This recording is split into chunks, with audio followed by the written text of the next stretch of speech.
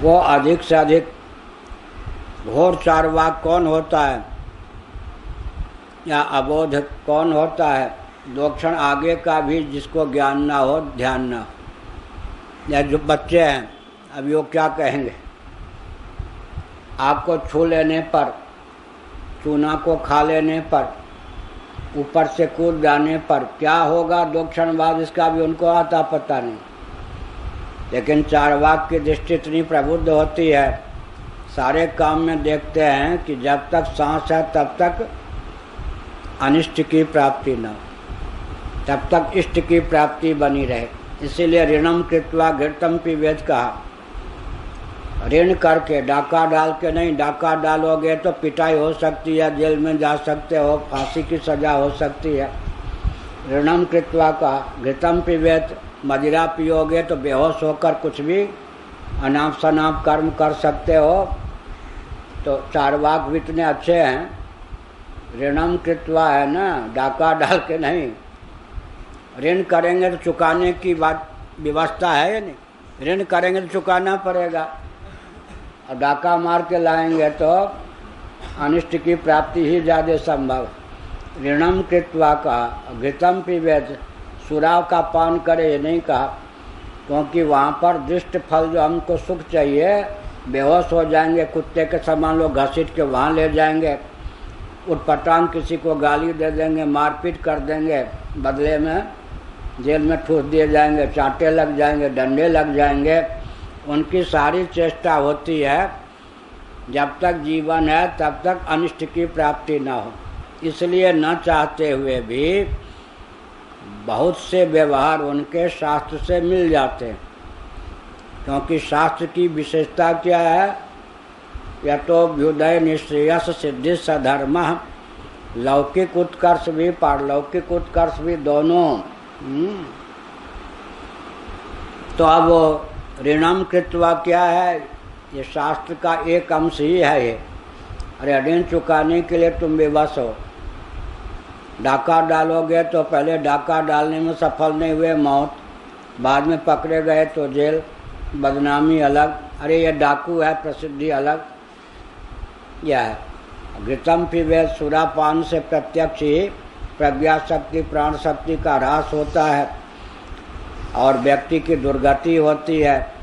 गंदे नाले में पड़ा रहता है, कहीं भी बेहोश होकर पड़ा रहता है, चेतना शक्ति उसकी उद्बुद्ध नहीं हो पाती। इसीलिए उसका सारा संकल्प होता है कहाँ तक क्षेत्रफल है जीवन का? अंतिम सांस तक। अंतिम सांस तक अनिष्ट की प्राप्ति ना हो, इष्ट प्राप्त होता रहे। इतनी दूरदर्शिता तो उसमें है। अब बच्चे आदि में भविष्य को लेकर कोई संकल्प नहीं होता, और चार्वाक में देहपात के आगे को लेकर कोई संकल्प विकल्प नहीं होगा। बच्चों के अंगूठे में चोट लग जाती है, खूब रोते हैं, मरहम पट्टी कर दी, फिर यूँ यूँ दिखा हिलाने लगते हैं। ऐसे करने पर सेप्टिक हो जाए या कुछ ये सब उनको कुछ नहीं पता। दो क्षण आगे क्या होगा कुछ नहीं पता। चार्वाक को कम से कम इतनी प्रज्ञा शक्ति प्राप्त होती है, सारा व्यवहार जीवन अंतिम सांस तक कष्ट न हो, अनिष्ट की प्राप्ति न हो। इसलिए वो अप्रमत्त भी रहते हैं, लेकिन आगे के लिए प्रमत्त रहते हैं। उनके अनुसार कोई भी कर्म है देह त्याग के बाद फल देगा नहीं, जो कुछ है यही है। एक सन्यासी कहा करते थे मोहनानंद जी अपने चेले चेलियों को, मैंने सन्यास ले लिया, अब मेरा दोबारा जन्म होना नहीं है। तुम लोग सन्यास लोगे नहीं, घर में रचे पचे रहोगे, लाखों जन्म प्राप्त करते रहोगे। तुम्हारा जो यह गुरु है वो तो इसी जीवन में जितना खा पी लेगा, डालमा इत्यादि, आगे तो सन्यास के कारण जन्म नहीं होना है। इसलिए तुम्हारे पास जितनी आमदनी हो 10% से काम चलाओ, 90% गुरु जी के पास भेजो, क्योंकि तुमको तो भोग मिलना ही मिलना है, मरोगे जन्म लोगे। मैंने तो सन्यास ले लिया, भाई मेरे खाने पीने की अवधि तो अब क्या है, 70 साल का हो गया। वो ऐसे ही कहते थे 10-20 साल और जीऊँगा, तुमको तो बार बार जन्म लेना ही है। इसलिए त्यागमय जीवन व्यतीत करो। जितना भोग्य पदार्थ है वो सब गुरु जी के पास किसका हो। हंसाने के लिए कहते थे, मन में भाव भी था। और थे यादव, बन के रहते थे ब्राह्मण, जौनपुर जिला के थे, रहते थे वृंदावन। हमको कहते थे महाराज, हम गृहस्थों को यूँ कहते हैं 90% तो नहीं देते, लेकिन 40% तो खिसका देते हैं, इतना लाभ है। तो जो कुछ भी है, चारवाक जो है देहात्मवादी, उसका संकल्प देह त्याग के बाद क्या होगा ये भी नहीं, और देह प्राप्ति के पूर्व क्या था उसको लेकर भी कोई विचार नहीं। उसको भी लेकर विचार होता, अरे पूर्व जन्म में मैंने कुछ ऐसा काम किया था जिसके फलस्वरूप कमर में दर्द है, आँखें टेढ़ी, 1.5 आँखें वाला हूँ, ऐसा कुछ, घुटने में दर्द है, यह अनिष्ट है।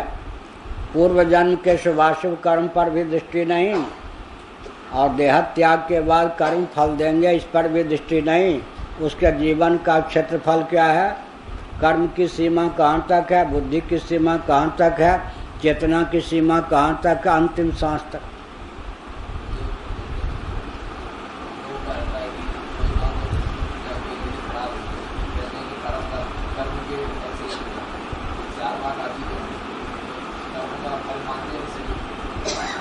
इसीलिए तो उनको कहा गया ना कि तुम्हारे यहाँ अकृताभ्यागम दोष है, इसीलिए दोष दिखाया गया ना, तुम्हारा पक्ष इसलिए दुर्बल है कि अकृताभ्यागम, बिना कर्म के ही काने हो गए, बिना कर्म के ही अंधे हो गए, बचपन से ही हृदय में सुराख लेकर जन्म हुआ, ऐसा। इसीलिए तो उनके यहाँ दोष हुआ ना, अकृताभ्यागम। तो वैदिकों ने जिन उपायों को उद्भाषित किया, अहिंसा, सत्य, अस्तेय, ब्रह्मचर्य, परिग्रह, उनको आंशिक रूप में चारवाकों ने क्यों स्वीकार किया? हिंसा करेंगे तो जीवन काल में कोई हमारी हिंसा न कर दे, झक मार के मानना पड़ा ना। हम झूठ बोल के लोगों को ठगेंगे तो हमें भी कोई झूठ बोल के न ठग दे। हम किसी के वस्तु चुराएंगे तो जेल आदि में जाएंगे, हमारी भी वस्तु कोई चुरा के ले जाएगा। ऐसे ही इसका मतलब सुखमय जीवन के लिए वैदिकों ने जो विधा अपनाई, अंतिम श्वास तक ही जो जीव का अस्तित्व मानता है उसको भी आंशिक रूप में उनका अनुगमन करना पड़ता है। क्या है? इसीलिए भागवत के चौथे स्कंद के 18वें अध्याय के 3, 4, 5वें श्लोक में भूदेवी ने कहा,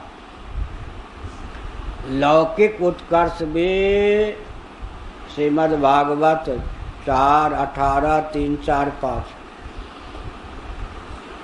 बहुत बढ़िया। ये तो आजकल हम प्राय हर प्रवचन में इसका निरूपण करते हैं बाहर मंच पर। भूदेवी ने राजा पृथु से कहा, वैदिक महर्षियों के द्वारा चिर परीक्षित और प्रयुक्त जो सिद्धांत हैं उनको ताक पर रखकर लौकिक उत्कर्ष भी नहीं हो सकता। लौकिक उत्कर्ष के हजारों उपाय करने पर भी असफलता, असफलता, असफलता। अतः अगर तुम धर्म और मोक्ष को नहीं भी मानते, परलोक को नहीं मानते, पूर्वजन्म को नहीं मानते, केवल अर्थ और काम तक तुम्हारी दृष्टि सीमित है, केवल लौकिक उत्कर्ष ही तुम चाहते हो, तो भी वेदादि शास्त्रों का आलम्बन लो, क्योंकि उनकी गति अभ्युदय निश्रेयस दोनों में, तुम्हारी गति अभ्युदय में भी नहीं।